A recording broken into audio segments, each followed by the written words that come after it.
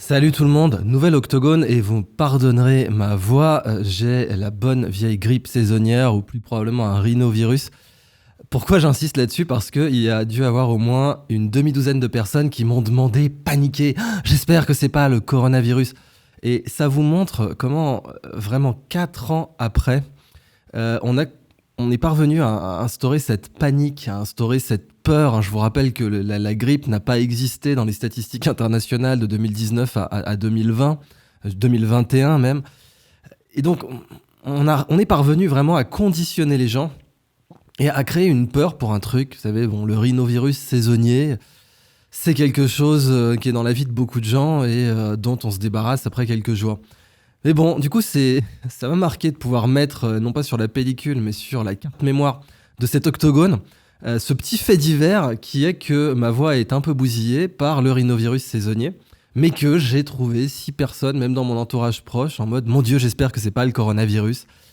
Il y a encore du travail. Alors, en parlant de quoi le prix Nobel de physiologie ou médecine, vous savez qu'on appelle ça le prix Nobel de physiologie ou médecine, en l'occurrence médecine, a été attribué à 2 personnes créditées de l'invention des technologies ARNM. Je dis bien 2 personnes créditées parce que c'est vraiment plus compliqué que ça. On a le professeur Malone, qui est un pionnier absolu de l'utilisation de l'ARN messager en thérapie, qui évidemment a été écarté parce que c'était un lanceur d'alerte sur les inoculats Pfizer et Moderna.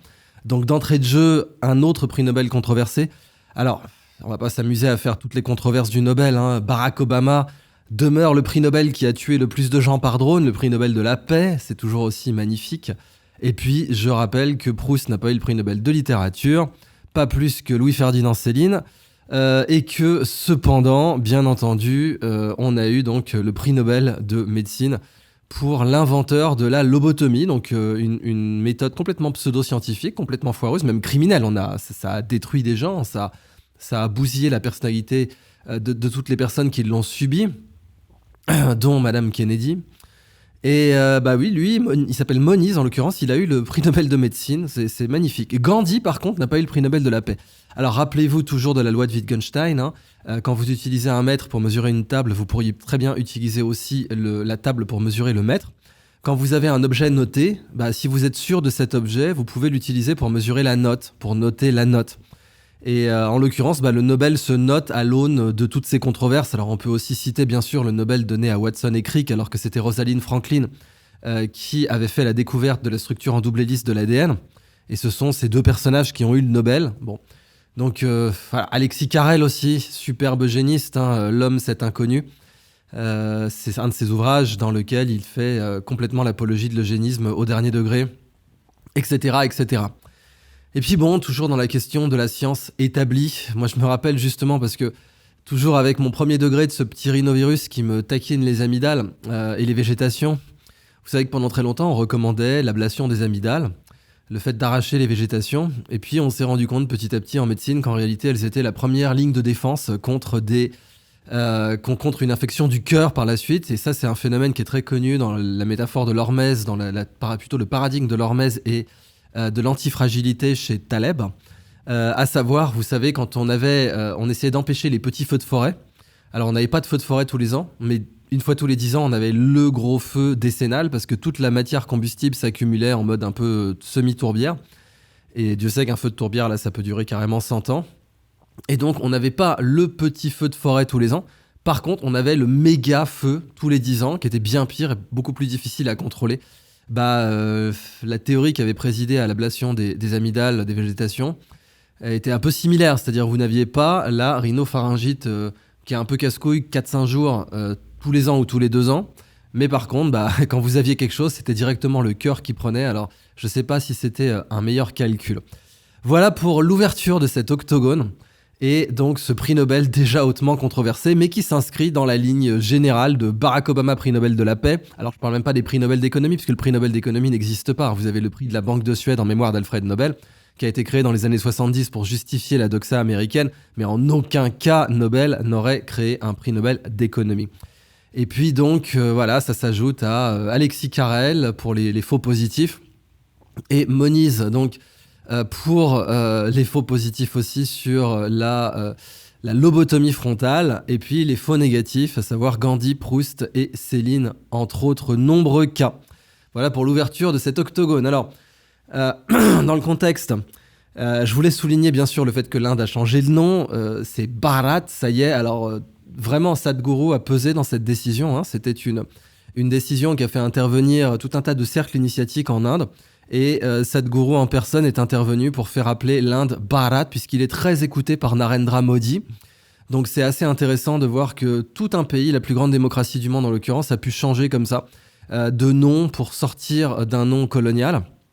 Et puis surtout, prendre un nom qui a plus ou moins 4000 ans, qui date de l'âge de bronze, qui date de la civilisation de l'Indus, qui aujourd'hui est au Pakistan. Mohenjo-Daro, Harappa, ces grandes cités de l'âge de bronze, donc comparables à Uruk qui a donné le mot Irak. Alors Irak, ça serait un des rares pays qui a aussi un nom de 4000 ans. Mais des pays qui ont des noms de 4000 ans, il n'y en a pas des masses, quoi. Et l'Inde, maintenant, en fait partie. Biden veut arracher les îles du Pacifique à l'attraction chinoise. J'aime toujours dans ces dépêches quand on dit Biden. Biden, il veut rien du tout. Hein. Biden, s'il arrive déjà à compter jusqu'à 8, ça sera sa journée. Mais je veux dire, il va pas arracher les îles du Pacifique à l'attraction chinoise. Par contre, l'État profond américain, oui. Et c'est vrai que la Chine aujourd'hui n'a jamais été en meilleure position pour essayer de briser son premier cercle deal, le premier cercle deal qui l'enserre.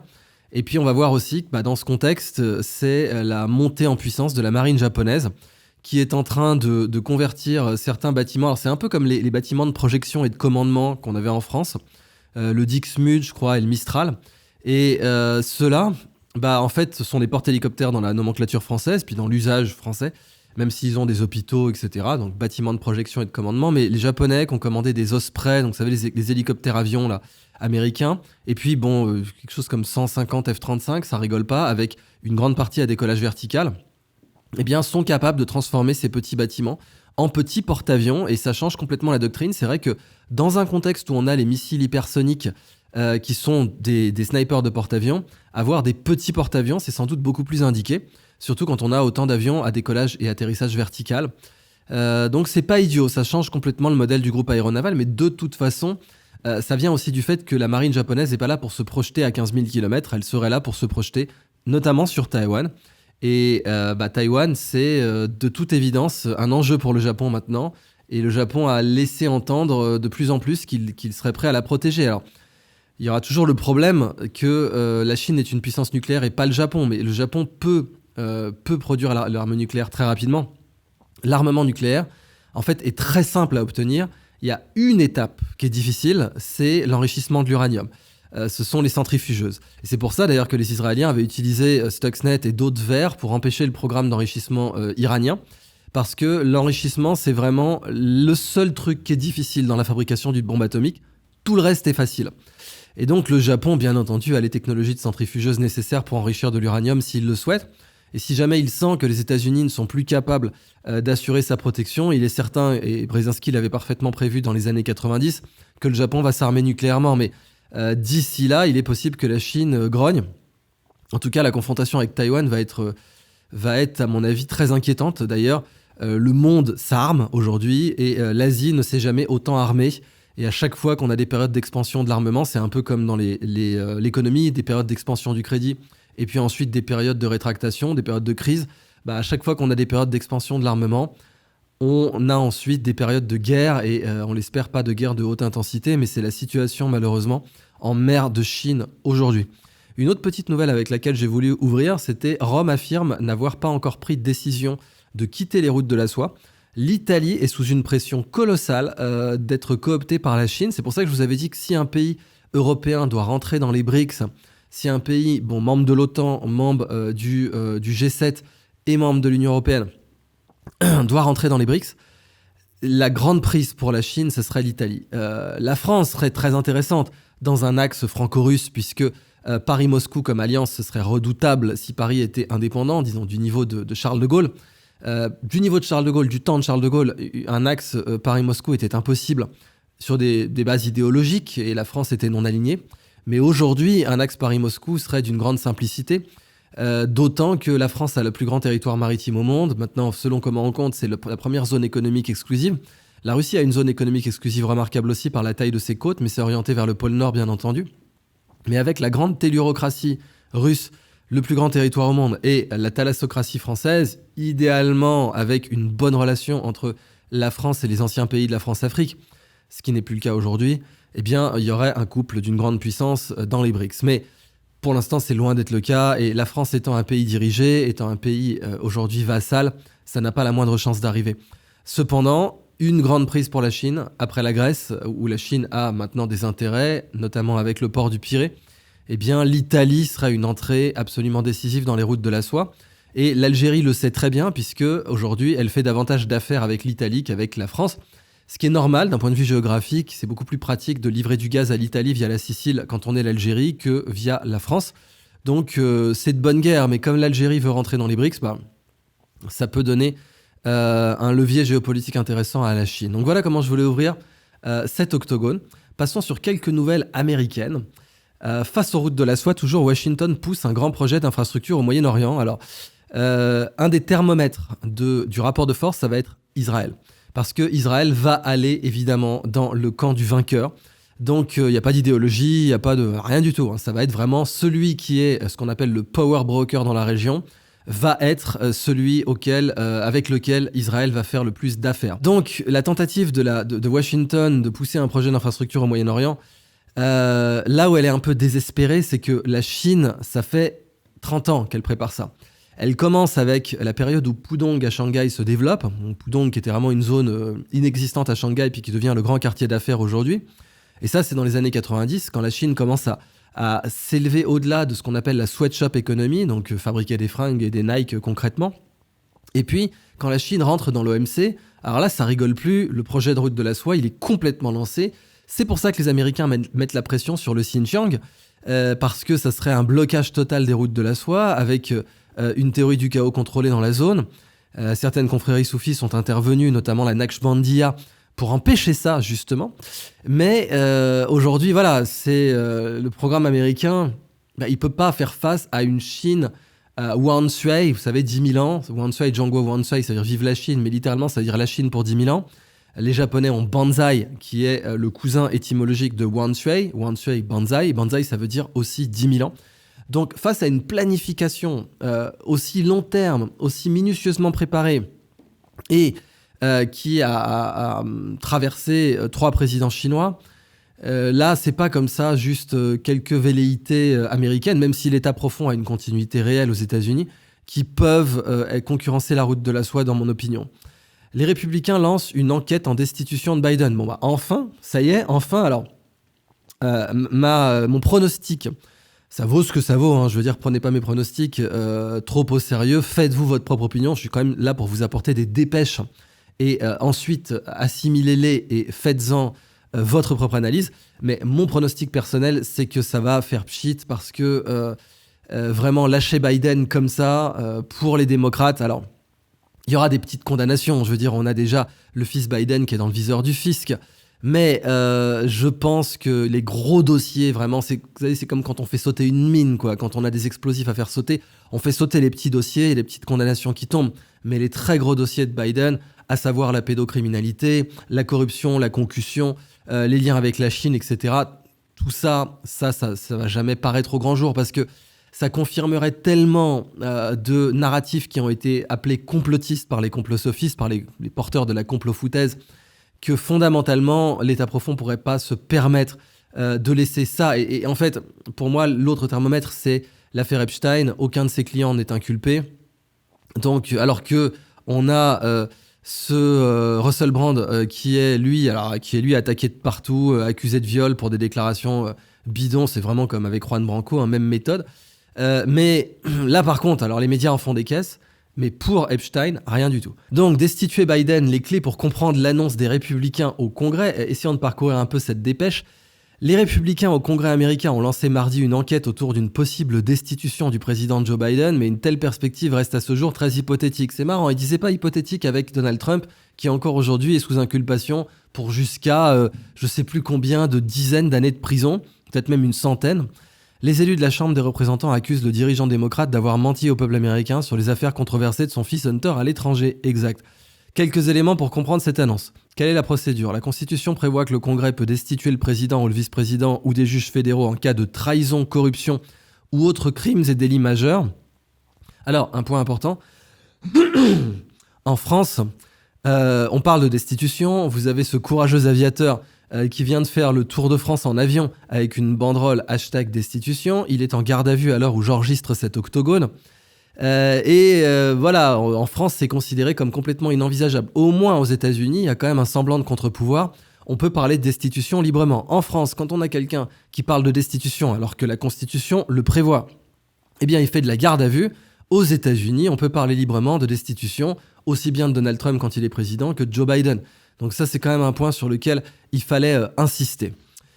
Alors, toujours dans les nouvelles américaines, les États-Unis intègrent Israël à leur programme d'exemption de visa. Bah oui, parce que, comme je vous l'ai dit, maintenant, Israël, ça va être le pivot entre les BRICS et les États-Unis et le G20, enfin le G7+, d'abord. Bien entendu, Israël est un pivot pour les routes de la soie, est un pivot pour les gazoducs. Et donc, les États-Unis sont en train d'en remettre une couche. Alors, il faut savoir que du temps de Donald Trump, les relations étaient meilleures. Aujourd'hui, ce qui se passe en Ukraine n'est pas vraiment pour enchanter les Israéliens. Je veux dire, le nazi qui a été complètement standing ovationné au Parlement canadien. Enfin, si vous m'aviez dit il y a 40 ans, si vous aviez dit il y a 40 ans que on aurait une standing ovation pour un ancien SS qui a participé à des crimes de guerre en Ukraine, mais tout le monde aurait rigolé. Vous avez dit, mais non, c'est pas possible. Pas au Canada, en tout cas. Bah si, en fait, aucun problème. Et c'est la raison pour laquelle Israël, aussi bien sous Naftali Bennett que sous Netanyahou, n'a pas livré d'armes à l'Ukraine et a été extrêmement circonspect concernant son soutien à l'Ukraine, c'est-à-dire, en l'occurrence, il est inexistant. McKinsey paiera 230 millions de dollars pour régler des litiges sur les opioïdes aux États-Unis. C'est pas magnifique, ça ? 230 millions de dollars. On estime qu'il y a eu 500 000 morts quand même. 500 000 morts. C'est devant la guerre, enfin c'est presque, la guerre de sécession, ça doit être 560 000. Mais c'est du niveau de la guerre de sécession aux États-Unis. 500 000 morts. Ça vous fait la bagatelle de 460 dollars par mort pour McKinsey. Je peux pas vous dire à quel point c'est abominable ce genre de scandale en fait. 230 millions de dollars pour régler des litiges sur les opioïdes alors que ça leur a rapporté beaucoup plus que ça, ainsi qu'à leurs clients d'ailleurs, sur lesquels ils ont pris des commissions, puis dans ce type de prestations, McKinsey prend des parts du chiffre d'affaires, donc ça les a enrichis. Enfin, c'est devenu les plus gros trafiquants de drogue, loin devant Pablo Escobar. Pablo Escobar a été buté sur un toit d'immeuble. Certains disent d'ailleurs, et son fils en fait partie, qu'il s'est suicidé, c'est-à-dire qu'il s'est jeté dans les bras de la police en voulant se faire buter. Ce qu'on appelle un suicide par policier interposé. Mais voilà, pour Pablo Escobar, il y a eu une exécution à la fin, il y a eu une mort. Voilà, pour McKinsey, ça va, 460 dollars par mort, et puis on recommencera. Je veux dire, si jamais on doit conseiller à un autre pays d'enchaîner les opioïdes, on le fera, il n'y a pas de problème. Fin des nouvelles américaines et de l'introduction de cet octogone, investigation aux États-Unis contre UBS et Crédit Suisse sur le contournement des sanctions russes. Oui, alors je suis pas un grand fan d'UBS et de Crédit Suisse. Pour moi, les pires corrompus que j'ai jamais vus, mais que j'ai vus dans ma vie, étaient en Suisse, et c'était toujours l'hypocrisie sublime des banques suisses, c'est-à-dire prétendre faire leur KYC, Know Your Customer, alors qu'en fait, si vous êtes multimilliardaire et que vous ramenez de l'argent détourné d'une nation africaine ou de l'argent de la drogue, ils vont le prendre, il n'y a pas de problème. Je veux dire, ils ont pris des lingots d'or fondus à partir des dents confisquées, des dents arrachées dans les camps de concentration.